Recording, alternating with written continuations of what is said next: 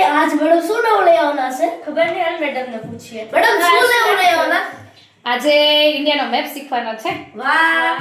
હવે તમને ખબર છે કેટલા સ્ટેટ્સ અને કેટલા યુનિયન ટેરિટરીઝ છે? પહેલા હું બોલીશ હો. હા બોલ વાંધો નહીં. 28 સ્ટેટ અને 8 યુનિયન ટેરિટરીઝ. એને કઈ રીતે યાદ રખાય મેડમ? એની ટ્રીક છે તમારી. હા છે ને, હાલો બતાવું. ગુજરાત તો ખબર છે પણ ગુજરાતના પાડોશી કયા કયા હે ને ઈ નથી ખબર. ઈ જરાક કહેજો ને. ગુજરાત ક્યાં આવ્યું બતાવો તો. આ ગુજરાત વેસ્ટમાં હું રહું એટલે ઈ તો મને ખબર છે, બાકી એના પાડોશી કયા કયા છે ઈ મને નથી ખબર. ઓકે, હું તમને કહું. મમરા આમાં મમરા ક્યાંથી આવ્યા? મહારાષ્ટ્ર, મ એટલે મધ્યપ્રદેશ હા. અને રા એટલે રાજસ્થાન. વાહ બેટા, તમે તો હું ટ્રીક કાઢ્યો. મેડમ આ વેસ્ટ ના તો આવી ગયા, હવે નોર્થ ઈસ્ટ ના એક ટ્રીક કહું તને. કયો? એટીએમ આના મમ્મી હે વળી હું એટીએમ આના કહું તને. કયો ને? એ એટલે આસામ, હા ટી એટલે ત્રિપુરા, હા એમ એટલે મેઘાલય. હા. એટીએમ. ઈ ત્રણ થયા, હવે આ બધાય. હવે આના મમ્મી. હા ઈ બાકી એ એટલે અરુણાચલ પ્રદેશ, હા એન એટલે નાગાલેન્ડ, હા એમ એટલે મણિપુર હા. અને એમ એટલે મિઝોરમ. વાહ, તો તમારી ટ્રીક કે હું ભાઈ કેવું પડે આમ? મેમ એટીએમ આના મમ્મીની બાજુમાં તો બધાય રહી ગયા, તો એની કઈ ટ્રીક છે? આ છે ને 1 2 2 1.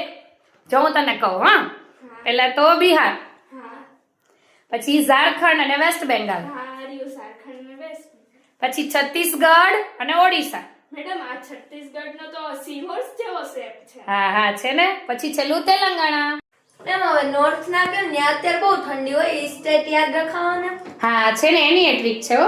1 3 3. પેલા લદ્દાખ, જમ્મુ કાશ્મીર, હિમાચલ પ્રદેશ, ઉત્તરાખંડ, પંજાબ, હરિયાણા અને બાકી ઉત્તર પ્રદેશ. ને એક નેશનલ કેપિટલ દિલ્હી. એટલે એ તો બાકી રહી ગયું. હા, નેશનલ કેપિટલ દિલ્હી. મેડમ હજી સાઉથ ના તો રહી ગયા, એમાં એમાં કા કેટી.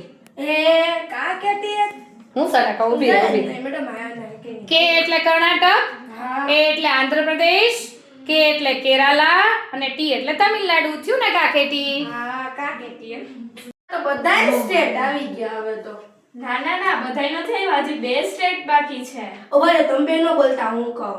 એક અહીંયા ગોવા અને અહીંયા સિક્કિમ, ઈ બે બાકી હતા, ઈ આવી ગયા હવે તો. Like, subscribe